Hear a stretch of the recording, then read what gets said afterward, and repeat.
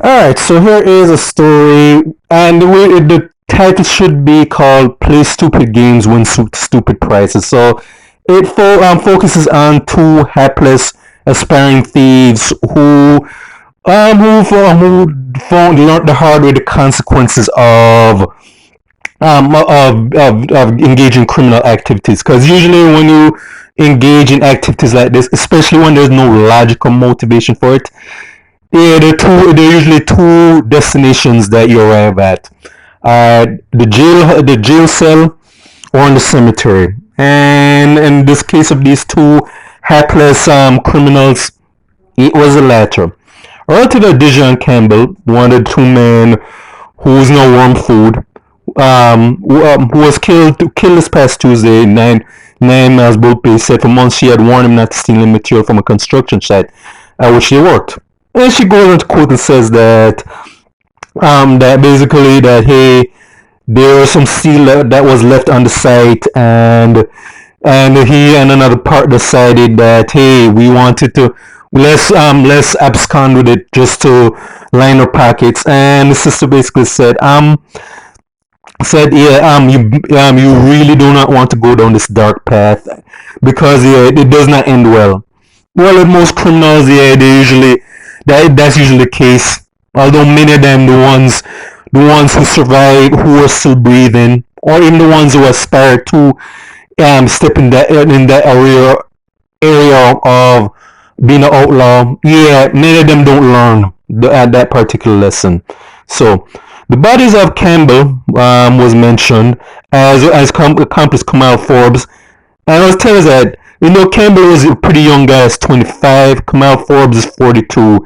So he's up there in age, and one of the things I've said that the older set of criminals or deviants are the worst, because these are the ones that hey, where years have gone by, we have not learned anything from learn anything when we're younger, and we're just going to be even worse as we get up there in age, and until something really serious happens to them, or just have a unexpected come to Jesus moment. The older people with that criminal mindset are worse than the younger ones, because these are the ones who don't grow that phase and just double down on them. And with Forbes, yeah, that cost him more ways than you could imagine.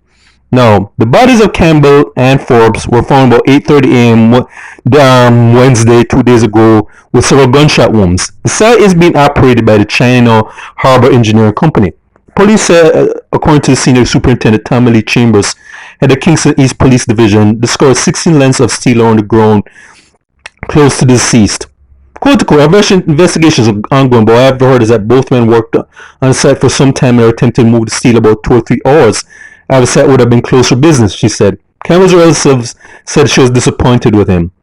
And she goes on to quote, said he didn't need to do it because, again, this is a young guy that didn't have any family, and from what they're saying, he is not like he was had like this minimum crappy wage, crappy job where you can save up. Usually, that's the motive for some good and bad, a lot of criminals. Mean like being down in their luck financially.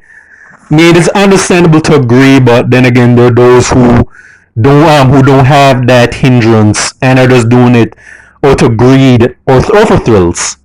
All right. Okay. All right. All right. And as for Forbes, the older dude said that they're going to say that hey, we never expected this. Alright.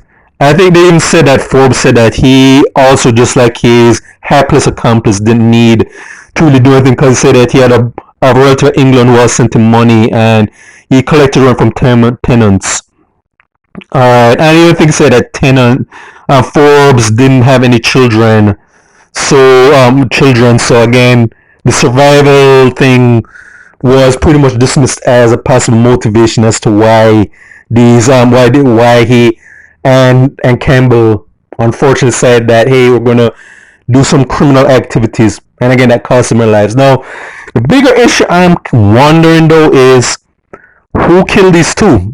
I'm inclined to believe that hey, maybe I think they said that, and again I've said that this was for the China Harbor Engineering Company. No, I want to say off the bat, I do not have any proof of this. So once I post this, don't take my word as gospel because I could be reaching here. But I won't be surprised if like their employers at that company probably knew what these guys were stealing from them, and the chances are they're probably dumb enough to probably be caught on surveillance, and more than likely some of the people at that company, again this is a theory, probably want to say, okay, you steal from us, okay, we're going to make a very painful example out of you. Say stealing from us was your first and your last mistake. So I won't be surprised some people at the company, and I'm pretty sure somebody or some people at the company probably all about that life, and they said, all right, okay, let's teach these guys a lesson about stealing. No, it could be a case where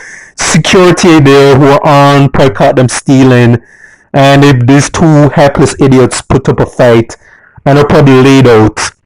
That's the other two possible theories. Or maybe they had some other enemies, maybe they had some other accomplices who were not being named, and they had a falling out, and the accomplices said, hey, we're just going to take you out just so that we don't have to cut you to the profits. But I'm inclined to more likely believe that maybe some people at the company know what they're doing, and they want to make a very direct example out of them. What happens when we catch you stealing from us?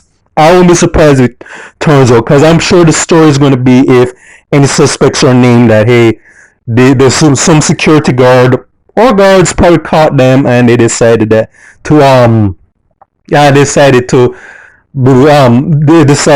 they took them out, whether it's in self-defense or they're told to make examples out of them. These are theories I have. I mean, I wasn't at the site, so I can't say for sure what the real story is. But again, the point I'm trying to make is that, hey, play stupid games, win stupid prizes, because it's said that, hey, these two weren't really doing it. If what the rest are saying are true, these two weren't doing it for survival. Like, they weren't these guys on the streets who didn't have two nickels to rub together, and they say, okay, we want to make some money to either keep a roof overhead, or food in their pocket, or some hungry mouths to feed. These guys apparently just got very greedy, and they decided that, hey, we want to make some illegal money on the side, and this was the end result of their extracurricular activities, so to speak. But I do this story to say, hey, these are the criminal lifestyle, especially in Jamaica, is oftentimes glorified. Problem is, what happens is that they don't tell you about the consequences of engaging in that behavior. They don't tell you that, hey, you usually thieves or people who engage in the outlaw life. They're usually two destinations, as I said, either a jail cell or the graveyard.